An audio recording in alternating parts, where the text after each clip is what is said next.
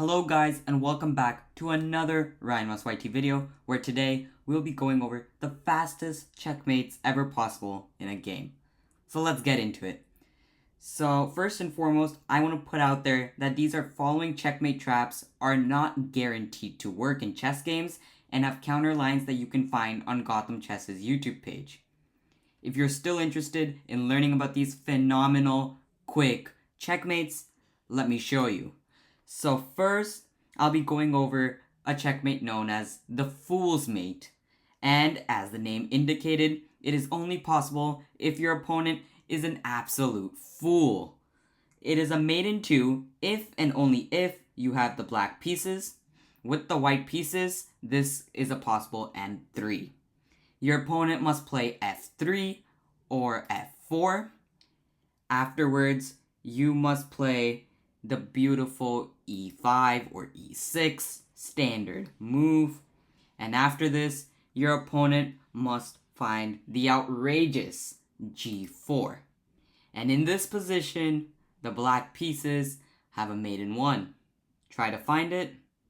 Well, no surprise, there's only one check in this position, Queen H4, and it is indeed a checkmate.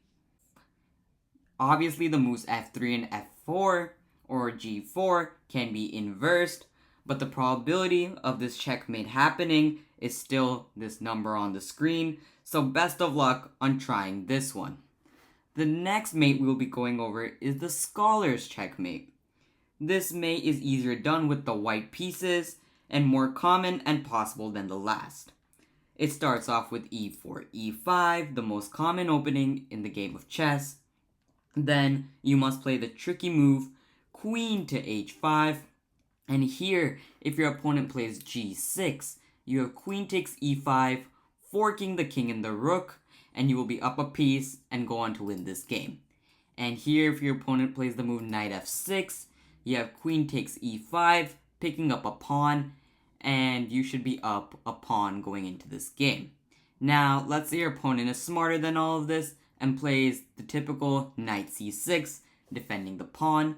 You're gonna play the beautiful Bishop C4, putting pressure here on this F7 square. It's the only square on the board that you can double attack, and it's only defended by the king.